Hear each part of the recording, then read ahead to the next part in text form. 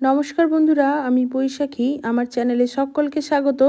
तो बंधुरा आज आमी आपनादेरके चलुन पाट शाकेर झोल बानिये देखाबो। और এই গরমে কিন্তু এখন বাজারে প্রচুর পরিমাণে পাট শাক উঠেছে। তো চলুন, এটাকে অনেকে লালতের শাকও বলে থাকে। তার জন্য আমি প্রথমে 300 গ্রাম মতো পাট শাক নিয়েছি। শাকটাকে খুব ভালোভাবে বেছে নিয়েছি আর পাতাগুলোই নিয়েছি আর ডগাটা নিয়েছি শুধুমাত্র। এখন এটাকে কেটে নিয়েছি, ভালোভাবে ধুয়ে নেব। আর এইদিকে দেখুন, একটা কড়াইয়ের মধ্যে সামান্য জল আর একটু লবণ দিয়ে দিলাম পরিমাণ মতো, আর দিয়ে দিলাম হলুদের গুঁড়ো। এটাকে একটু ঢাকা দিয়ে রান্না করব, ফুটে উঠবে। তারপরে কেটে রাখা শাকগুলো ভালোভাবে আমি ধুয়ে নিয়েছি, সেই শাকগুলো অ্যাড করে দেব।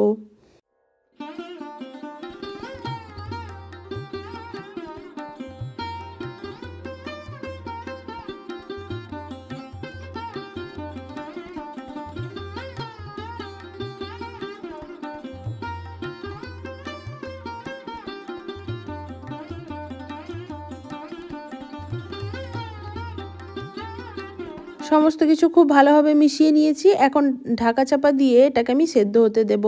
5 থেকে 6 মিনিট মতো ঢাকা চাপা দিয়ে রাখলেই কিন্তু খুব ভালোভাবে শাকটা সেদ্ধ হয়ে যাবে।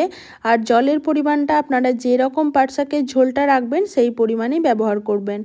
এখন এটাকে আমি একটা পাত্রের মধ্যে ট্রান্সফার করে নিচ্ছি। আমার শাকটা খুব ভালোভাবে সেদ্ধ হয়ে গেছে। এবার দেখুন, কড়াইটা ধুয়ে ভালোভাবে ক্লিন করে মুছে আবারও বসিয়ে দেব গ্যাসের চুলায়। গ্যাসের চুলাটা একদম কমে রেখে আমি একটা মশলা তৈরি করে নেব। এদিকে আমি কয়েক কোয়া মতো রসুন নিয়েছি আর দেব 3টে কাঁচা লঙ্কা। রসুনগুলো একটু থেঁতো করে নেব, তাতে করে পাট শাকের মধ্যে এই থেঁতো রসুন দিলে খুবই সুন্দর একটা স্মেল আসে। যে কোনো শাকের মধ্যেই রসুন দিলে তার ফ্লেভারটা কিন্তু অন্যরকম হয়। আপনারা যদি নিরামিষ দিনে বানান তাহলে রসুনটা স্কিপ করতে পারেন।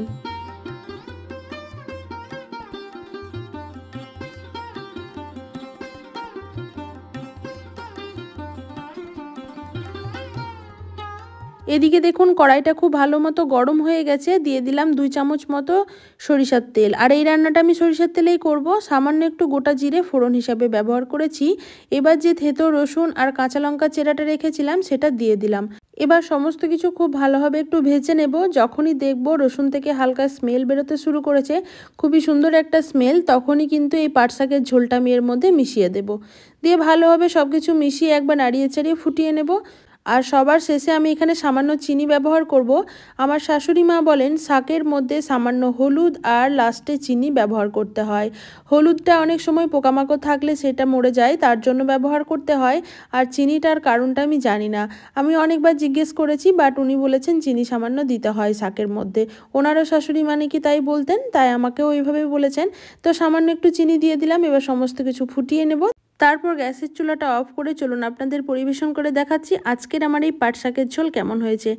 অনেকে এটাকে পাট শাক বা লালতের শাকও বলে থাকেন। তো এই লালতের শাক বা পাট শাকের ঝোল কার কার খুব ভালো লাগে, অনেকের কিন্তু খুবই প্রিয়। আমার মোটামুটি লাগে, খুব একটা ভালো বা খুব একটা খারাপও লাগে না। তো চলুন, আজকের ভিডিওটা এই পর্যন্তই। অবশ্যই আমাকে কমেন্ট বক্সে জানাবেন আপনাদের ভিডিওটা কেমন লাগলো আর কার কার পছন্দ অবশ্যই জানাবেন। সবাই ভালো থাকবেন, সুস্থ থাকবেন। ভালো লাগলে একটা লাইক করবেন। আজকের মতো আসি, টাটা।